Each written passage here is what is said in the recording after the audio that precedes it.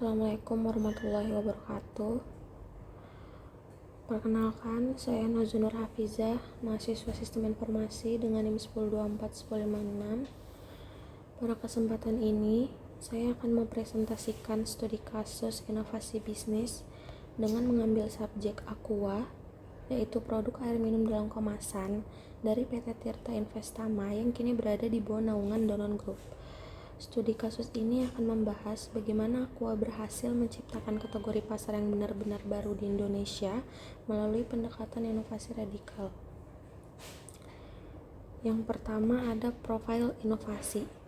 Aqua adalah merek air minum dalam kemasan yang diproduksi oleh PT Tirta Investama di bawah naungan Danone Group.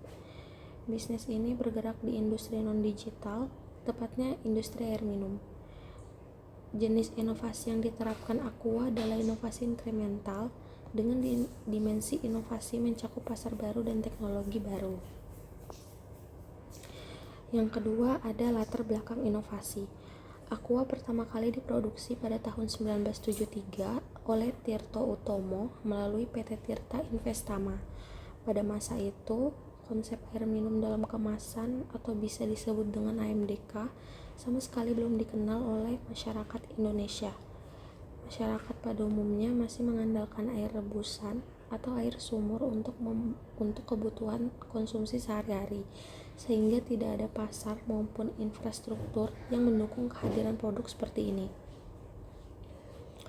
Strategi awal yang digunakan Aqua adalah inovasi radikal, yakni penciptaan produk yang benar-benar baru dengan teknologi baru, menyasar pasar yang sebelumnya belum pernah ada. Aqua tidak pernah menyempurnakan produk yang sudah ada, melainkan menciptakan kategori produk yang baru dari nol, yaitu air minum dalam kemasan atau bisa disebut dengan AMDK. Keberanian inilah yang menjadi fondasi dari seluruh perjalanan Aqua hingga saat ini. Yang ketiga ada perkembangan inovasi Aqua. Untuk perkembangan inovasi Aqua sendiri itu ada 5. Langkah pertamanya adalah inovasi teknologi pemurnian air. Langkah pertama dan paling fundamental yang dilakukan Aqua adalah memperkenalkan teknologi filtrasi multitahap dan sterilisasi UV yang sepenuhnya baru di Indonesia. Teknologi ini digunakan untuk menghasilkan air minum yang aman secara massal dalam skala industri.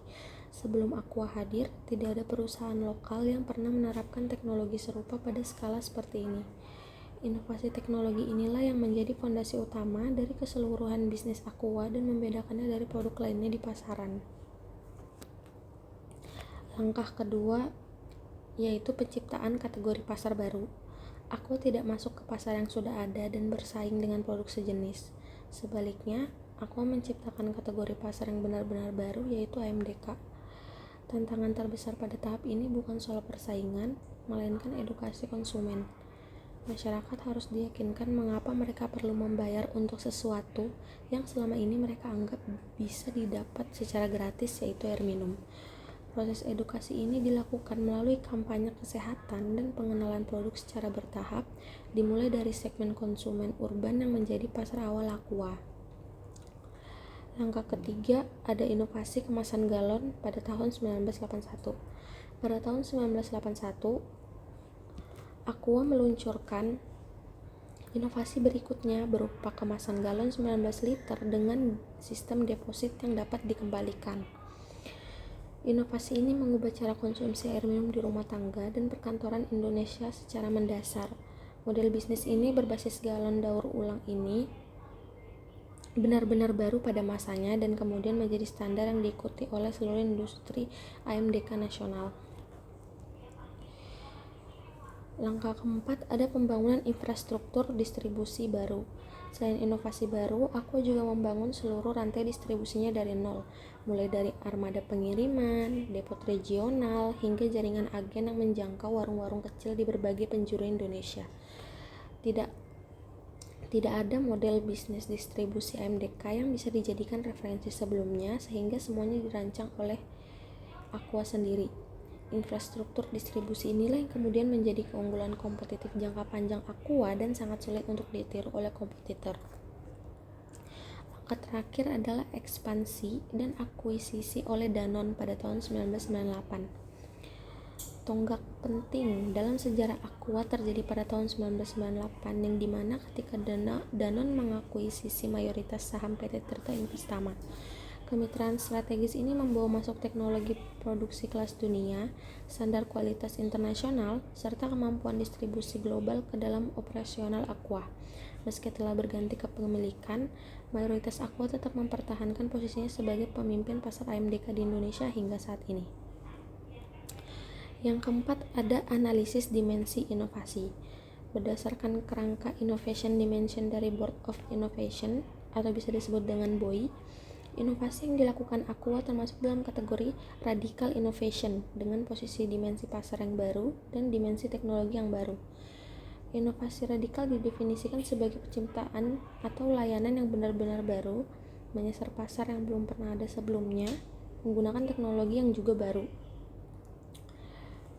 Aqua memenuhi seluruh kriteria tersebut dari sisi AMDK pasar. Tidak ada pasar AMDK yang sudah ada sebelum Aqua hadir di Indonesia. Dan dari sisi teknologi, Aqua menjadi pelopor penerapan teknologi filtrasi dan pengemasan air skala industri pertama di tanah air. Strategi ini membawa tingkat risiko yang tinggi karena tidak ada referensi pasar maupun teknologi yang bisa diadopsi langsung. Namun, dampak yang dihasilkan bersifat transformatif dan membentuk industri baru senilai ratusan triliun rupiah di Indonesia.